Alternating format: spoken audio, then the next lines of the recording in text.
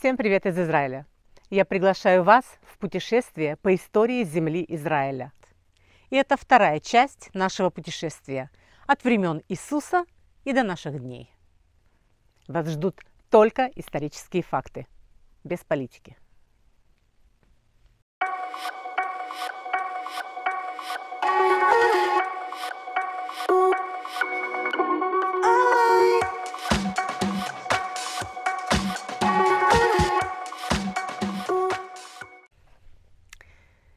Римский период – это господство язычников на Святой Земле, что приводит к активному сопротивлению евреев и кровопролитным войнам. В 70 году нашей эры под предводительством императора Тита Флавия был взят Иерусалим и разрушен второй Иерусалимский храм. Столица Израиля Иерусалим превратилась в руины, а храмовую гору римляне сравняли с землей. Самые значимые битвы евреев и римлян были в Масаде и Гамле. Ссылка на ролик о Гамле в описании к этому видео.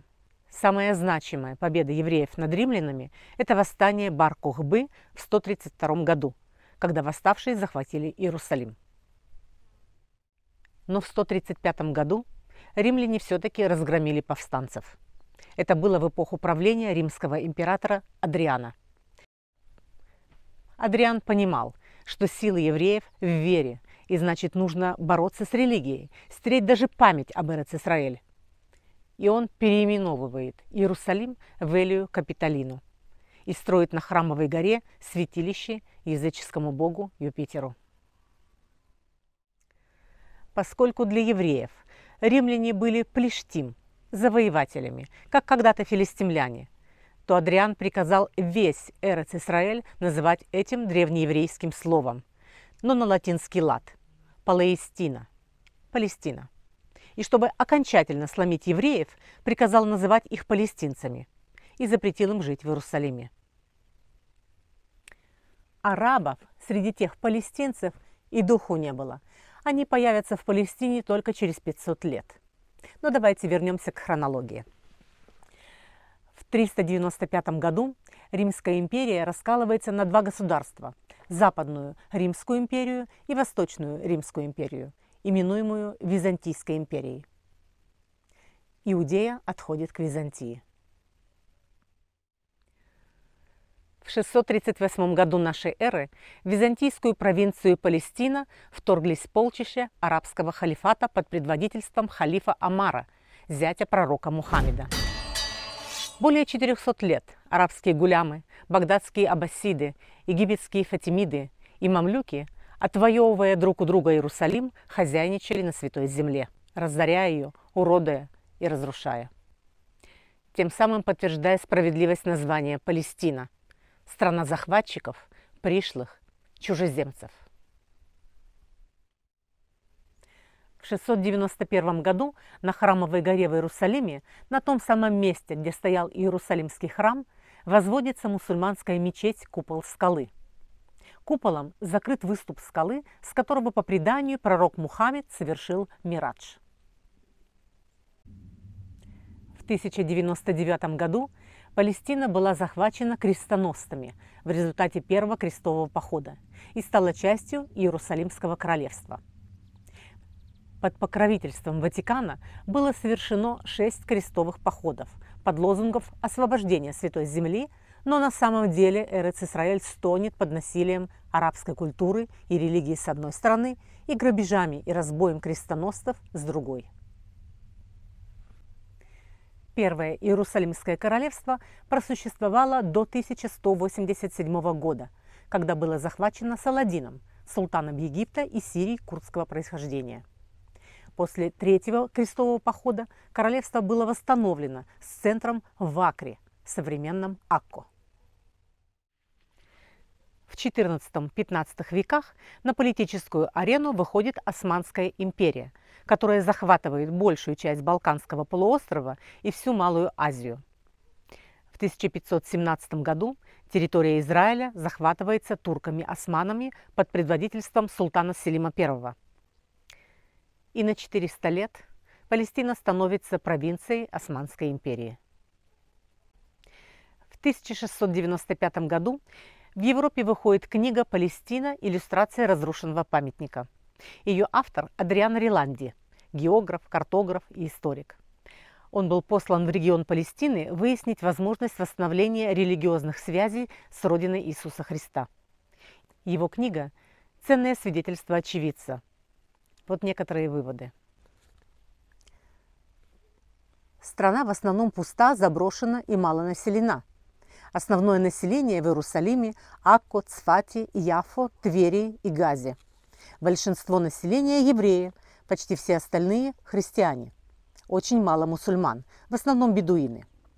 В Иерусалиме около 5000 человек, почти все евреи, немного христиан. Нет ни одного поселения в Палестине, названия которого имеются арабские корни. Большинство поселений имеют еврейские оригиналы, а в некоторых случаях греческие или латинские. Кроме города Рамла, нет ни одного арабского поселения, у которого оригинальное арабское название. Большинство мусульман в Палестине – бедуины-кочевники, которые приходят к евреям на сезонные работы в сельском хозяйстве и на стройках. В Газе примерно 500 человек, половина евреи и половина христиане.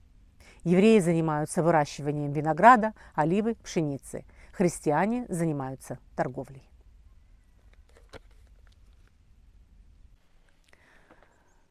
В ходе правления турок-османов в регионе усилилось влияние ислама, и численность мусульманского населения Палестины значительно выросла.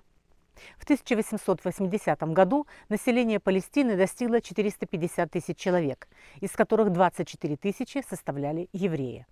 До начала XX века евреи жили диаспорами во многих странах мира. Движение политического сионизма, появившееся в XX веке, ставило своей целью основать национальное еврейское государство на священной земле Израиля. Первая волна еврейского переселения, или первая алия, началась в 1881 году. Тогда евреи бежали в Палестину из Российской империи из-за погромов, которые начались после убийства императора Александра II. Вторую алию вызвал погром в Кишиневе в 1903 году, когда 49 евреев были убиты, сотни женщин изнасилованы, а свыше 1000 домов и магазинов, принадлежащих евреям, сожгли. Во время Первой мировой войны Османская империя, в состав которой входила Палестина, поддержала Германию. За годы сражений большую часть Палестины смогла взять под контроль Британия. Лондон благосклонно относился к евреям и еврейскому вопросу. В 1917 году министр иностранных дел Великобритании Артур Бальфур направил представителю британской еврейской общины лорду Ротшильду письмо, которое получило название «Декларация Бальфура». В нем было обещание правительства страны приложить усилия к восстановлению национального очага для еврейского народа в Палестине. В 1922 году Лига наций выдала Британии мандат на Палестину. Целью мандата было формирование в Палестине условий для образования еврейского государства. В Палестину прибывало все больше еврейских переселенцев, что вызывало недовольство арабского населения и приводило к стычкам между евреями и арабами. Чтобы разрядить обстановку, в 1939 году Великобритания наложила ограничения на иммиграцию евреев. В результате евреи, которые бежали от Холокоста, который набирал обороты в Германии, могли попасть в страну только тайком. Большинство иммигрантов первой и второй алии были ортодоксальными евреями, но вторая алия включала также и социалистов, основавших кибуцное движение. Евреи выкупали большие земельные участки у крупных арабских землевладельцев, осушали болота Израильской долины и долины Хефер и возделывали землю. К окончанию Второй мировой войны в Палестину эмигрировало более 250 000 евреев, и еврейское население Палестины составило 33% по сравнению с 11% в 1922 году. Недовольство арабского населения, увеличивающееся численностью и активностью еврейского населения, нарастало и приводило к частым вооруженным конфликтам. В 1947 году британское правительство отказалось от мандата на Палестину, аргументируя это тем, что оно не способно найти приемлемое решение для арабов и евреев.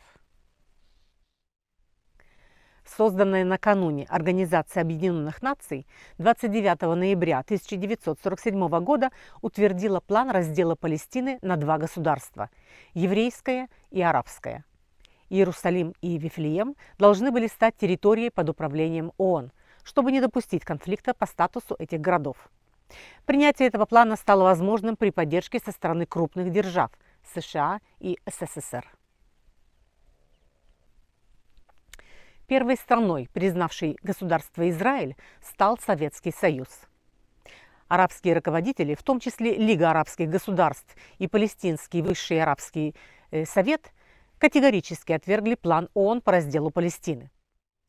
Тем не менее, 14 мая 1948 года было провозглашено создание независимого еврейского государства на территории, выделенной согласно плану ООН. Уже на следующий день Лига арабских государств объявила Израилю войну, и сразу 5 арабских государств – Сирия, Египет, Ливан, Ирак и Трансиордания – напали на новую страну, начав тем самым первую арабо-израильскую войну. Война закончилась в июле 1949 года победой Израиля и крупными территориальными приобретениями. Западный берег реки Иордан, Иудея и Самария оказались оккупированными Трансиорданией, а сектор Газа оккупировал Египет. В результате военных действий около 600 тысяч арабских беженцев эмигрировали в Трансиорданию, сектор Газа, Ливан и Сирию. В Израиле остались лишь 160 тысяч арабов, что составляло примерно 20% населения. В то же время в Йемене, Египте, Ливии, Сирии и Ираке прошли антиеврейские демонстрации и жестокие погромы. В результате свыше 800 тысяч евреев были изгнаны или бежали из арабских стран в только что созданное еврейское государство. Таким образом, по утверждению израильской стороны, этот процесс следует рассматривать как массовый обмен населением в регионе, поскольку вместо 600 тысяч арабов на территории Израиля заняли 820 тысяч еврейских беженцев. Тем не менее, основным предметом разногласий в арабо-израильском конфликте стала судьба только арабских беженцев. Вследствие оккупации, а затем аннексии Трансиордании части территории Иудеи, Самарии и западного берега реки Иордан, а Египтом сектора Газа, палестинское государство не было создано. А потом были другие войны за независимость Израиля. Суэцкая война, Шестидневная война, война Судного дня, Первая и Вторая Ливанские войны. В 1988 году Организация освобождения Палестины заявила о признании права Израиля на существование и отказа от террористических методов борьбы. В 1993 году были подписаны мирные соглашения, согласно которым была создана Палестинская национальная администрация, получившая контроль над частью западного берега реки Иордан и сектором Газа. Сейчас израильское гражданство имеют более 2 миллионов арабов, что составляет 21% населения Израиля. Арабы, живущие в Израиле, голосуют, являются депутатами в Кнессете, судьями, юристами, врачами и имеют все те же права, что и другие граждане Израиля. Так почему же на территории Израиля продолжаются войны?